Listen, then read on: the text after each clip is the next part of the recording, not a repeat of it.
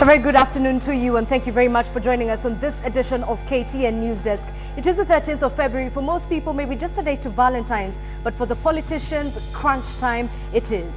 It is also the day that police deputies have been sworn in by Chief Justice Dr. William Mutunga.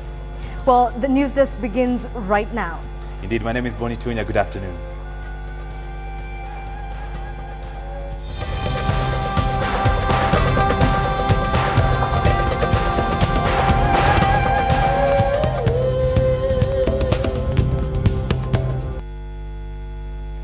A village in Kakamega has been left in a state of disbelief after a man hacked to death his 3 children and seriously injured his wife.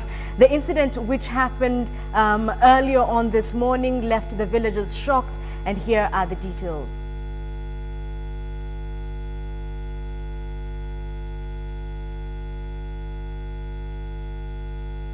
In a village in Kakamega has been the village in Kakamega was left in shock and disbelief after a man hacked to death his 3 children, injured his wife before committing suicide. Dark clouds engulfed Irichero village in Ikolomani constituency as residents woke up to the shocking news of the murder of the children.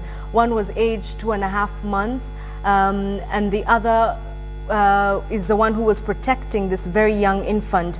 The man is said to have left behind a suicide note indicating that he was HIV positive and did not want his family to suffer when he dies. Residents said the man in his early 40s woke up at around 2 a.m. and picked an axe that he used to cut his wife. The wife managed to escape from the house with the serious injuries and alerted her in-laws, who rushed to the house to try and save the lives of the little ones, but it was all in vain. The woman is admitted at the local hospital in critical condition. We're now joined by Robert Wanyonyi, our correspondent from Western Province, who has the full details of that story. Wanyonyi, if you can hear me, perhaps we should begin with the details of how the wife is doing. How is she faring, given that she was admitted in hospital? Thank you very much, ABS. We are now at Mukumu Mission Hospital, whereby the wife has been admitted here with critical condition, and she's having some head and shoulder injuries inflicted by the husband when she tried to stop him from hacking to death the 3 children. And we are informed that when she failed to stop the guy from killing his children, the wife rushed outside and alerted the neighbors, who came back to find that the guy had already committed suicide by hanging himself with a rope. Right, Wanyonyi, how exactly did the woman encounter, how exactly did the woman walk into this particular incident? Because you're saying that she was trying to stop the husband from killing the children. The incident itself occurred at around 2 a.m. when people were still dead asleep, and the woman, according to what we have heard from her, is that she went to the toilet, and when she came back, she found that the man was like mumbling to himself some words that she didn't understand. And after that, he took a machete from under the bed and started slashing his children, while yelling at the same time that he didn't want to cause any suffering to his family when he dies, because the previous day he had just been diagnosed with HIV/AIDS, and he said now he wanted to die with the children as well as the woman. So when the commotion got so involving, then the wife tried to stop the husband, but because she was overwhelmed by his force, then she rushed out to try to look for help. All right, Wanyonyi, those are obviously very gruesome details. Have you been able to speak to the woman to assess her psychological state, to tell you if she saw it coming at all? The woman is yet to give us a full interview, but according to the few details we have got from her and her close relatives, is that she started getting some funny behavior from her husband 2 days back, when he was trying to explain to his brothers maybe his state of sickness. He was saying that he was getting some ailments that he suspected might have been some HIV/AIDS, and then he was advised to go and take a test, which he did yesterday. And when it was confirmed, is when now the woman were now confirmed fully that this man was HIV positive. Thank you very much, Robert Wanyonyi. He's our correspondent talking to us from Kakamega, where, just to recap, a gruesome incident engulfed the village this afternoon when a family was left without any of its members after a husband woke up in the middle of the night, hacked his 3 children to death before critically injuring his wife and later committing suicide. The full details of this story will be in our 7 o'clock and 9 o'clock bulletins. Right now, though, let's have a look at our developing story.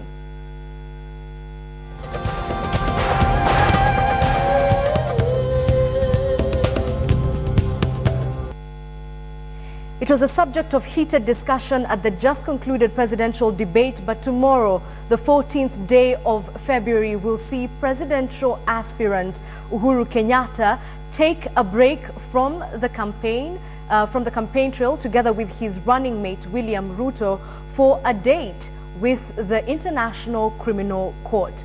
Now, the two, however, will not attend the trial's status conference in person, but will follow the proceedings from an undisclosed location here in Nairobi. That will be via video communication link from The Hague. The other accused persons in the Kenyan cases, Francis Mudhaura and Joshua Arap Sang, are already in the Netherlands and will attend the conference in person. The purpose of the status conference is to confer on the necessary procedure for fair and expeditious trial, determine the language to be used in the proceedings, and agree on the timetable and scope for disclosure of documents and information for adequate preparation for the case. Both sides of the case can also raise any other matter that they feel should be addressed before the trial commences. The law does not compel the suspects to attend the status conference in person, but it's mandatory for them to attend the trial.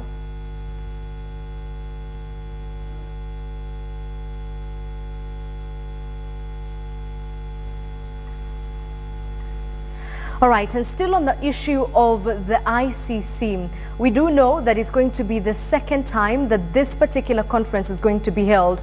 We will remember that the first time it was held, that's when it was decided that the trial is going to be held after the March elections. So it's going to be the second time. Joshua Arap Sang has reportedly already gone to The Hague, and he's already there.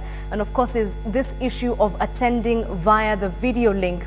Now, the suspects, as we know, are not expected to be there in person for this particular status conference, but as we had mentioned earlier, it is mandatory for them to attend the trial. Actually, Article 63 of the Rome Statute states that the suspects must attend the trial in person. However, the lawyers of the accused are arguing that a video conference is just as good as being present, and so we'll see how this goes after the status conference tomorrow. Tunya.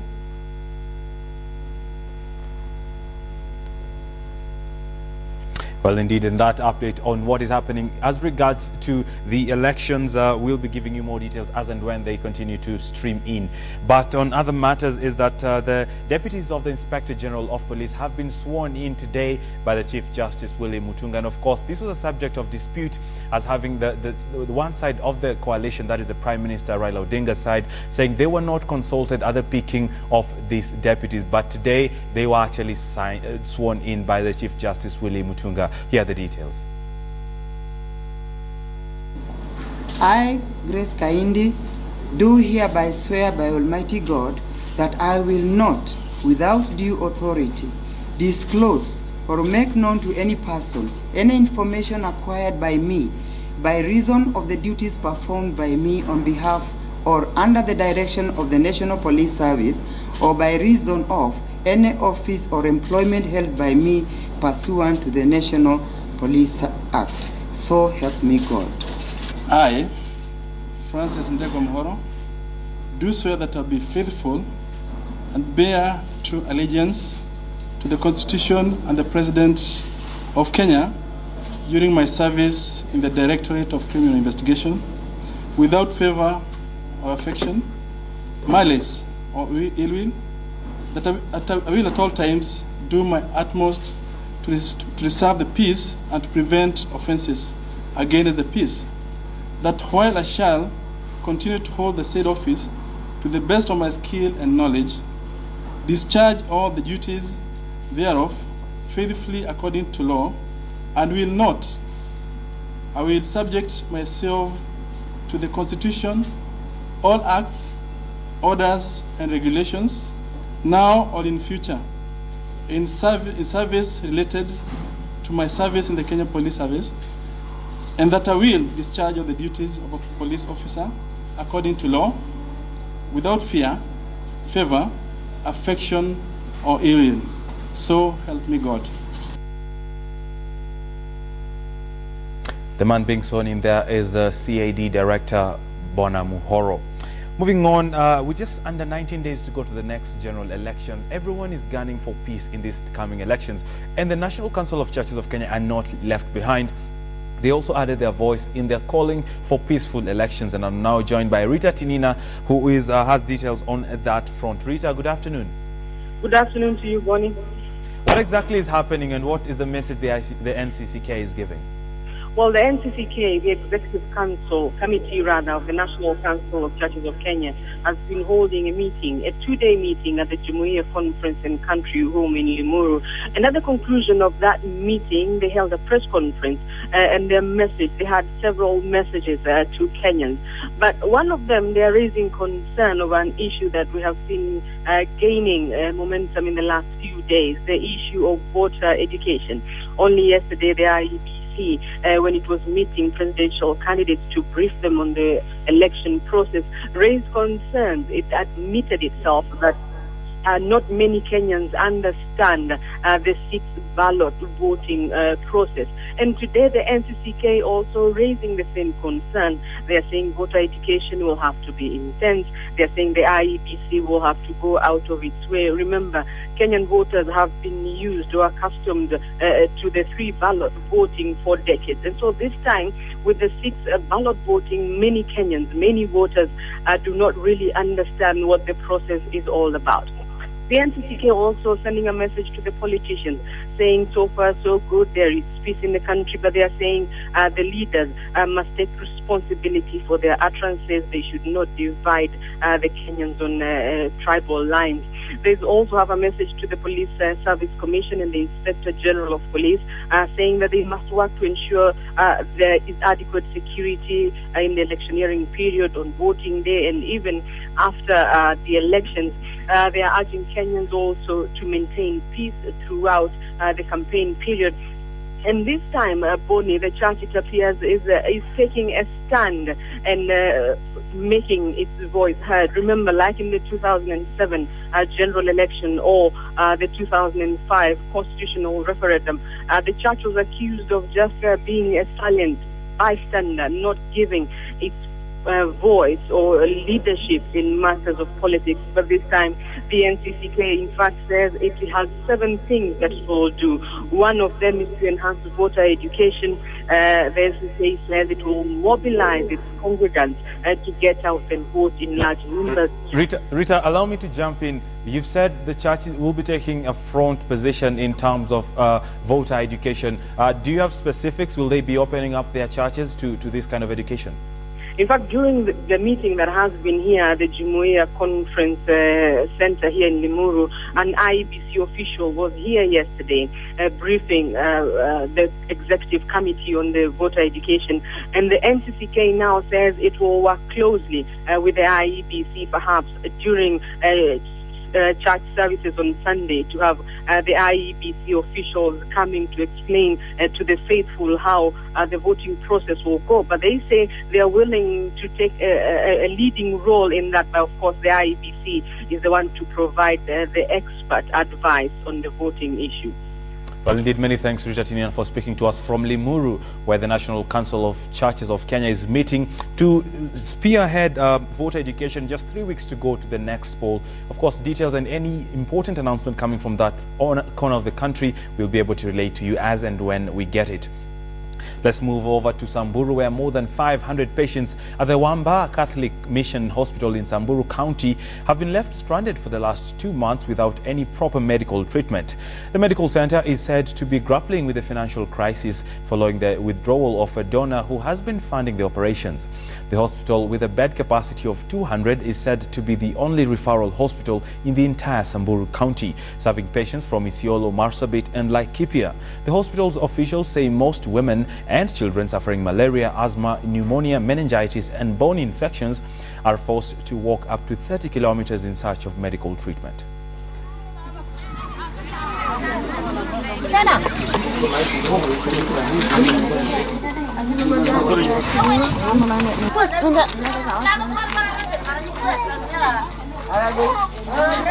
The donors, we used to get donors from Italy, but because of the challenges, that is the inflation, they are now, part of them are withdrawing, and we are not able to replace the number that are living or that are not supporting the hospital. Some Burus are still taking the local herbs. So when they present to the hospital, one of the things that we find is intoxication due to the herbal medicine. Ijapokuwa hii hospitali ilijengwa na mishonari wataenda, lakini hii hospitali itabaki ikiwa ya Wasamburu. Mimi nawaambia Wasamburu, tukikaa pamoja, ni vizuri kujua kwamba mkileta projects ambayo inafanyika hapa kama this facility that is very important here, it is supposed to be taken as one of us because it is the main employer here. It serves as a livelihood for this area. It serves as a referral for this area. And it is also very important as we go to the county government. Aspirants in Nyeri County have lodged an official complaint with the IEBC over continued vandalism of the billboards. Now, the destruction that has been going on for weeks prompted the candidates to keep vigil over the last few days, leading to the arrest of a suspect last night in Karatina. Karon Derry reports. A week ago, KTN highlighted how billboards were being vandalized in Nyeri as aspirants resorted to unconventional methods to outdo their opponents. And with just 19 days to the elections, they are at it again. TNA's aspirant for the Nyeri governor's seat, Dr. Wahome Gakuru, visited the Nyeri IEBC offices this morning to lodge a complaint after his third billboard was defaced, this time in Karatina town last night. We came again to express concern, and we were given the same answer we have been given before, that we should call the person who is in charge of IEBC Nyeri office to actually call him on his cell phone. The office has only one staff. Everybody else is out. We have come here and complained severally. Our complaint has not been registered properly and officially as of now, and that there is nowhere else in this country that billboards are being cut. Over the past few days, billboards belonging to aspirants for the Nyeri Senate seat, Ephraim Maina and Motahi Kagwe, have been defaced too. Dr. Gakuru says the aspirants in the region, particularly Nyeri town, are alarmed at the recent turn of events as nowhere else has this kind of vandalism been reported. We are here to actually ask all people of Nyeri and all Kenyans and friends, my colleagues and people of goodwill, tafadhali, we need to actually stay together, stick together, and we need to get answers to bodies of government and offices of government that have been given the mandate to properly and effectively manage this election to ensure that we have a free and a fair and a peaceful electioneering process. The IEBC Regional Coordinator, Upper Central Patrick Odame, by way of telephone, however, said that Dr. Gakuru had not formally complained to IEBC through a written complaint. He added too that it was not IEBC's mandate to guard the posters and billboards, but advised the victims to complain formally and name their suspects. Putting up campaign materials costs a lot of money, and defacing billboards obviously dents the pockets of those they belong to. We have support. Individuals who are actually cowards have decided to engage in all manner of political thuggery. I want to state here, because I may not have a chance, that I do not feel personally safe anymore in Nyeri, and that we actually need to have security for me as a person. This even as the suspect was apparently caught in the act. 19-year-old Francis Mwangi, who was arrested in Karatina last night, is scheduled to appear at the Karatina law courts. Well, while they say politics is a dirty game, the aspirants here in Nyeri town are accusing their opponents of playing hardball, but instead they are asking them to sell their ideas and policies to the electorate using the right channels. Carol Derry for KTN in Nyeri town. Many thanks, Karen. From Nyeri, we go to CORD campaigns, where the top leadership of the CORD Alliance last night met members of the Asian community living in Nairobi and asked them for their support. That was in the March 4th elections. CORD flag bearer Raila Odinga, his running mate Kalonzo Musyoka, Minister Fred Gumo, and Nairobi ODM governorship candidate Dr. Evans Kidero called on the community to rally behind the team and to also allow their family members and employees to go out and vote for CORD. Now, so they engage a free interactive session held at the Chandaria Auditorium within the Ojwal Religious Center here in Nairobi. We want to ensure that conditions are created in this country that will promote investment in our country. So the fear about security, and this is an issue which we are very concerned about, the security, because without security there can be no development in a country. And therefore we want to deal with the issue of security effectively and ensure that we now have a more effective police, a police that is better remunerated, that is more motivated, and a police that is also people-friendly and which will be able to cooperate with the people. But then we'll also deal with this issue of poverty, which promotes petty crimes. Presidential candidate must get 50% plus one vote. It could just be that one vote which will make the difference between taking this election to the second round or concluding this business in the first round. It is our intention as a CORD, as Coalition for Reforms and Democracy, to deliver victory at round one.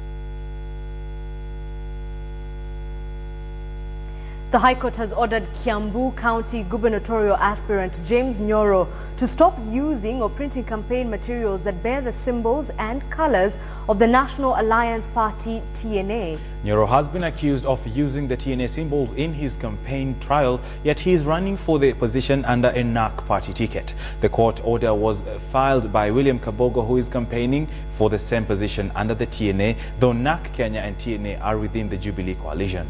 The use of TNA party symbols and colors could confuse Kiambu voters, according to those arguing, and Nyoro must now rebrand his campaign materials until the case is determined. Time to look at what is happening in the world of business, and we'll start with where your money is at the Nairobi Securities Exchange. With what is happening there, we'll take a look at the biggest gainers of the day this afternoon. That is Access Kenya, doing 8.55% up with a price of 6 shillings and 32 cents. Not too bad. Williamson Tea is also up 4.48% with a good price of 210 shillings flat. Crown Baja is up 4.29%, going for 42 shillings and 50 cents, as Kenya Commercial Bank is also up 4.08%. You can buy it at 38 shillings and 25 cents. Jubilee Holdings closes the winners for us, up 3.66% with a price of 198 shillings flat.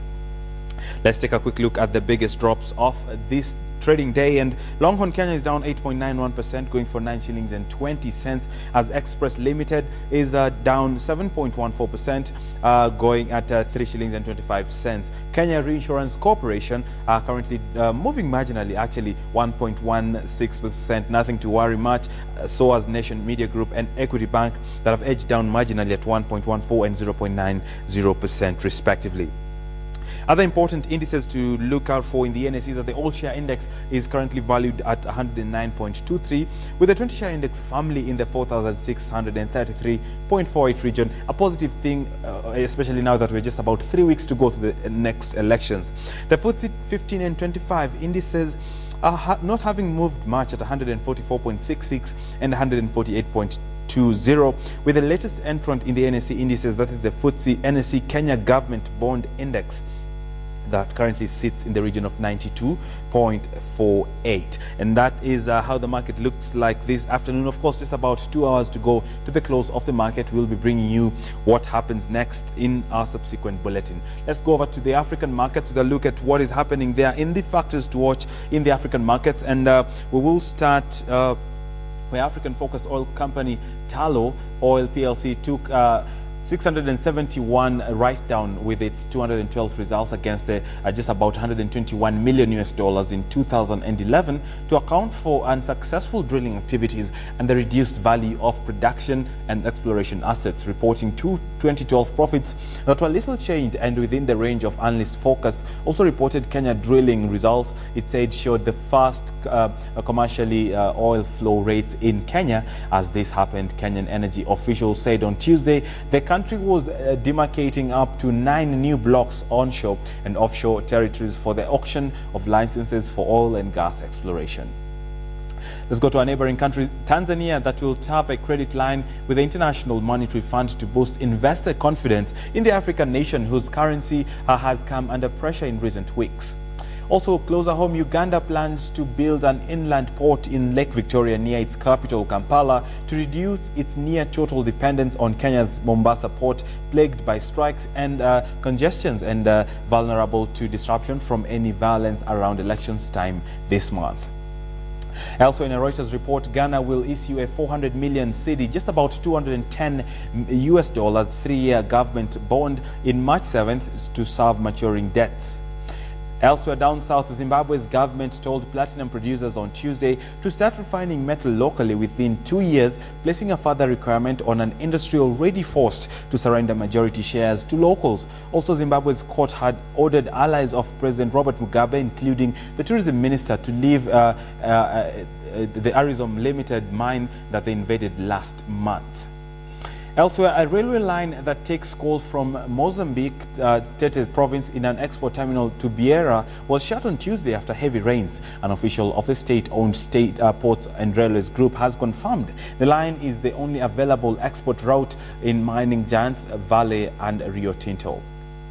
Now, down south, South Africa's rand was weaker against the dollar on Tuesday, hit by a fresh wave of risk aversion after North Korea raised a global political tension by testing a nuclear bomb. Now, attacks drifted lower on Tuesday, weighed down by retailers due to the growing worries about the health of a credit-led consumer spending spree after a major bank reported a spike in the written-off debts. And finally, Brent crude steadied on Wednesday, holding just below a 9-month near high of just about $119 a barrel on Wednesday, as forecasts of a faster than expected growth on the global oil demand this year, but easing tensions on Iran subdued prices. Well, those are the factors watching the African markets. Now you know where your money needs to go. Let's come back home. And the country's inflation rate is expected to remain volatile until after the elections, as spending by politicians also expected to increase as these elections get to a near conclusion on the 4th of March 2013. Now, uncontrolled spending by politicians is seen as the main source of volatility, and inflation might keep rising until after the elections, with the monthly fuel pump price reviews expected Thursday. Analysts hold that the pump prices may edge higher, with the Brent crude currently sitting in the region of $119 a barrel. Just how does these factors affect the Kenyan economy, if at all they do? And I'm now joined in studio by William Odhiambo of Elim Consulting to paint a clearer picture of what this means. Now, William, we've seen the January inflation figures going up a little higher, having come from months of a slowdown. We're seeing crude prices expected to go up. Of course, politicians are pouring money. Is this trend sustainable, and what will be the impact of this kind of activity to the economy? Well, thank you, Bonnie. Last year was a good year. Yes. It was a good year in the sense that we started with a very high inflation rate at 18%, and by the close of the year we were sitting pretty on 3.2%. Correct. The same might not apply for this year. As we begin, of course, January was already higher, but 3.67, and we're anticipating that that figure might be higher this month and even next month. The first quarter will be characterized by a lot of campaign money going around. Correct. And that will impact on the inflation rate, mount inflationary pressures on the economy. And so the rate will be higher this quarter and the next quarter. Yes. We've seen a lot of spending, and I bet this was something that was expected coming into an election year, where there's a lot of money flowing around that is bound to push the prices of commodities high. How much of a threat is this to the economy? Well, it is. Initially, we thought that IEBC and Parliament at that time would rein in on overspending by politicians during a campaign, as stated by the Constitution. That law has not been effected, and now it seems to me like if you have it, spend it. And they really are spending it big time. And initially we even thought that, you know, if that law was put in place and it was implemented, with a budget of 30 billion shillings, this country would have managed the economy properly well. But now we're looking at that figure going up to 90 billion, coupled with the spending by IEBC, the spending by the civic society, and the spending by the political parties. All that money coming into the economy will mount a lot of inflationary pressures on the economy, and that is not good for our currency. It's not good. So there's no good side to this kind of spending? There is none, unfortunately. All right, looking at the markets, we just have some figures, and the 20-share index, which is the big indicator of the performance, is sitting in the region of 4,500. We've not seen this in the past election period. What message is this sending? Well, it's one of those things that makes you happy about your country, because initially, or before, in the previous elections, just a month to the election, there would be jitters in the market and investors would stay away. But I think there are two factors driving this high rate. Yes. One is the year-to-date figures of last year are encouraging investors to still come back to the market and see if they can get something out of it. Two is the fact that the banks and a few other companies are about to announce their results.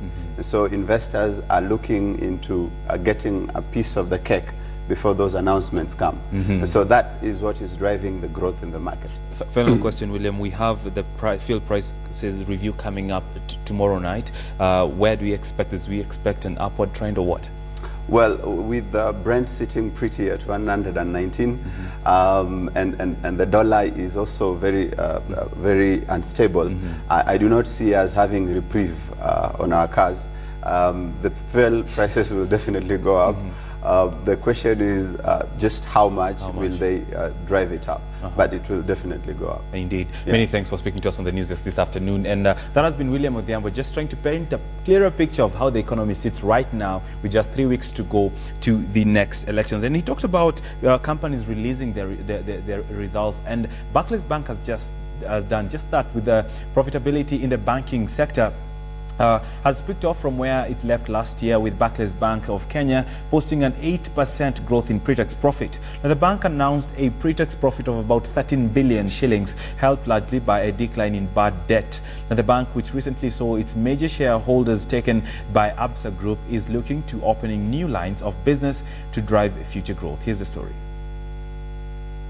During the period under review, the bank's total income rose 4% to 27 billion shillings, while its operating costs went up by 5%. These saw their cost-income ratios remain relatively flat at 52%, but significant recoveries in risk management saw bad debts fall from 3.8 billion shillings to 5.5 billion shillings. Have continued to lend in this market. The only thing that we have done, and we will continue to do that is unlikely to change, is we have to assess the kind of assets that we book vis-a-vis the macroeconomic environment. And so the risk philosophy and portfolio is not going to change. If the macroeconomic environment changes for the better, then of course you will see us do more business. The bank's loan to customers rose to 104 billion shillings in 2012 from 99 billion shillings the previous year. Since Barclays Africa operations were merged with that of South Africa's Absa Group, the bank is looking to leverage on its new partnership to grow its business. With Absa known more for its work in retail banking, insurance and fund management, Barclays is looking for new lines of business to open locally. When you have a business the size of Absa to be part of that portfolio, it really would help us take advantage of some of the things that they have done, tried, proven, and we just pick and drop it and bring it here for the benefit of customers. Despite a harsh operating environment, the banking sector has been on a resurgence. Market analysts forecast strong results for Kenyan Bank after inflation and interest rates fell sharply in 2012 and the local currency stabilized following a torrid 2011. Michael Karanja, Newsdesk.